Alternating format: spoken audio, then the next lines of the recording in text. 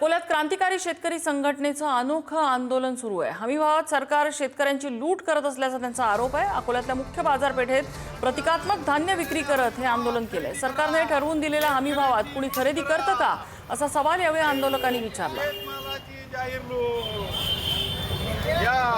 खरेदी करा शेतकरी करण्यासाठी आज आम्ही आंदोलन करत आहोत। शेतकऱ्यांची दिवाळी गोड करणार होतं सरकार, परंतु सरकारनं शेतकऱ्यांची दिवाळी अंधारात केलेली आहे।